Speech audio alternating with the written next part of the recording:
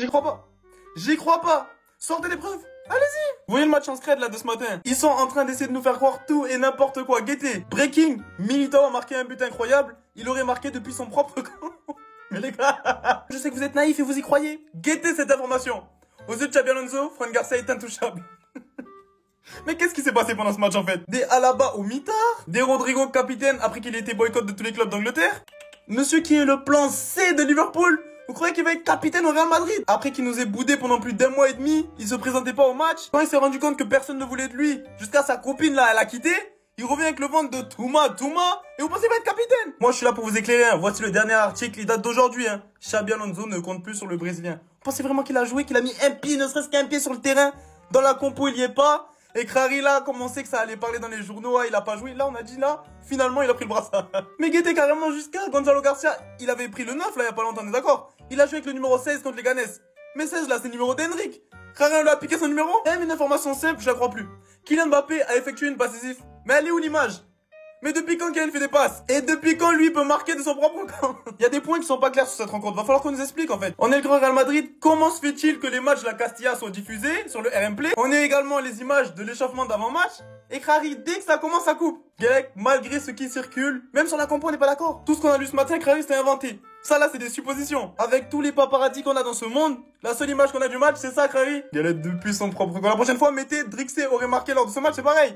On fait que d'arriver, on fait que d'entrer en piste. Le Real Madrid vient officiellement de jouer un match amical en Soum Soum sans que personne ne le sache. D'où vous pouvez d'ailleurs apercevoir le numéro 10 de Mbappé. Bien évidemment qu'il y a eu des choses très intéressantes. Il faut savoir que le Real Madrid a démarré avec la composition Courtois, Carvajal, Asensio, Huijsen, Carreras, suivi de Valverde, Ceballos, Brahim Diaz et d'une attaque Vinicius, Gonzalo, Mbappé. Vous ne rêvez pas, Mbappé sur le côté droit. Qui a d'ailleurs fait quoi? Délivrer une passe D à Thiago Pitarch. Je pense que vous en avez entendu parler, mais c'est notre milieu de terrain de 18 ans, tout droit sorti de notre équipe secondaire, dont Xabi Alonso avait directement été impressionné. Ayant une belle capacité à se défaire, ressortant bien les ballons sous pression. Il est dit que 2 des autres buteurs, il faut savoir que les informations sont vraiment minimes. L'accès au match était très compliqué et c'était visiblement que quelques journalistes qui étaient présents. Gini Huijsen et Brahim Diaz ont également marqué en première période. Assez étonnant pour Huijsen, mais j'imagine que ça doit être un but par la tête. Et c'est ainsi que sur un score de 4-1, le Real Madrid gagne sans forcer. On l'a vu d'ailleurs en première période, il y avait déjà une avance de 3 buts. Et enchaînera par son deuxième match amical, si je me trompe pas, le 12. Où cette fois-ci, bien évidemment, tout le monde aura le droit à la diffusion.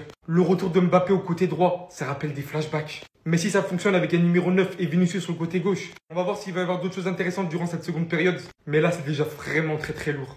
8 août, on met déjà Dembata. Match à 10h30 du matin face à Leganés, match amical, tranquille. On corrige déjà. Et puis si je vous montre avec quel 11 on les a Fimbou. Un bouc il est encore sous ligament. Lui là il a accusé de V. Barcelone, regardez. Avec ça là on met des 4-1. Vous match officiel, équipe type. Carlo est parti et votre fête est finie. Depuis vous nous parlez de la Yamal 2007, mais est-ce que vous connaissez ce bouc là? 2007 tranquille on le fait rentrer contre l'équipe qui vous a gagné. Juste pour voir un truc, il marque. Action d'après haut, passe D. Kylian Mbappé aussi, il est sous passe D. Brahim Diaz, Huijsen, buteur. Tout le monde stat. Quand je dis tout le monde, on ne comprend plus Rodrigo dans l'effectif. Hein. Lui, il a pas joué. Lui, je vous ai déjà parlé de lui. Vous avez dit qu'il est Barça compatible. Prenez-le. Prenez-le, on vous fait des offres, moins 50, moins comme vous voulez. On a ce qu'il faut qui arrive dans le club et pas d'inquiétude. Hein. C'est qu'une question de jours. Hein. Si vous le voyez pas, c'est normal. Parce qu'il est né le 14 août. Donc on doit attendre encore quelques jours qu'il soit majeur pour qu'il intègre le collectif. On joue seulement la sécurité, on préfère attendre qu'il soit majeur. Parce qu'on vous connaît les Barcelonais, vous êtes souvent dans ce genre d'actes. On préfère éviter qu'il y ait attouchement sur ta capté ou pas. On vous évite juste les palabres, on n'est pas dans les embrouilles. On sait que la pilule de Iligo qui a fly pour jouer avec CR7, ça passe pas. La pilule de Nico Williams aussi, ça passe pas. On préfère pas en rajouter une couche. Allez. Voilà les gars, au final c'est pas Gonzalo Garcia qui va prendre le numéro 9, ce sera bel et bien Henrik qui va prendre ce numéro là. Donc la source elle est fiable, c'est Mario Cortegana, donc on sait que c'est fiable et que c'est la réalité. Mais moi je sais que mon avis, il va beaucoup heurter certains fans de Henrik. Moi je trouve que le numéro 9, il perd de ouf en valeur du côté du Real Madrid. On l'a donné à Cristiano Ronaldo, mais c'était par défaut. Parce que le numéro 7 était déjà pris. Ensuite, alhamdoulilah, on l'a donné à Karim Benzema, qui l'a très bien porté et très bien représenté au sein du Real Madrid. Et ensuite, on fait la même chose avec Kylian Mbappé. Kylian Mbappé qui prend le numéro 9 par défaut. Parce que s'il avait le choix, il aurait choisi un autre numéro. C'est pas non plus pour l'attaquer.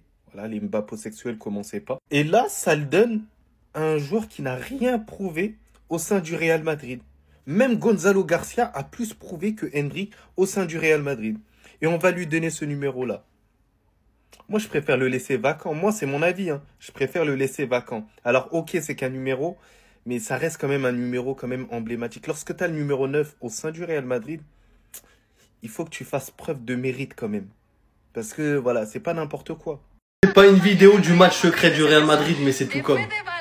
Car oui, pour tous ceux qui seraient pas au courant, le Real Madrid a joué contre Leganés dans un match tenu secret. Ultra confidentiel, même joué à Valdebebas. Pas une vidéo, pas une image. Dites-vous que même Real Madrid TV était absent. Et la rencontre n'a pas débuté de la meilleure façon possible. Car regardez bien, Leganés a ouvert le score face au Real Madrid, face à la Casablanca. Et que faut-il retenir exactement de cette rencontre? Au-delà de la victoire écrasante du Real 4-1 face à Leganés, Kylian Mbappé a donc débuté avec le numéro 10, lui qui a été d'ailleurs auteur d'une passe décisive. On a également à nouveau la titularisation de Carvajal, qui reprend le brassard de capitaine. C'est également la composition qu'on pourra retrouver pour commencer la Liga. Et je sais pas vous de votre côté, mais je la sens très bien. Et d'ailleurs sur le côté gauche, grand début pour Carrera. Même si c'est un match à huis clos, un trio offensif, franchement, Vinicius, Gonzalo, Mbappé. Au top niveau ici, ils sont collectifs. Qui pourra les arrêter? Absent de la composition, Antonio Rudiger, qui revient petit à petit. Encore une fois, ne restez pas focus sur cette dernière saison. N'oubliez pas tout ce qu'il a apporté au Real. Pour sortir un petit peu du volet footballistique, regardez-moi cette masterclass. Femmes comme hommes, le maillot de l'édition 2025-2026. En petite précision, le col c'est un plus. Et vous voyez les petites bandes brodées, c'est également un plus. Il y a eu le premier match amical du Real Madrid, victoire 4-1 contre Leganés. Les gars, je vous mens pas, c'était un match en scred. Pas de son, pas d'image, pas de bruit, pas d'odeur, rien du tout. Carrément, on a dû attendre au moins 1 heure pour avoir la liste des buteurs que je vais vous donner maintenant.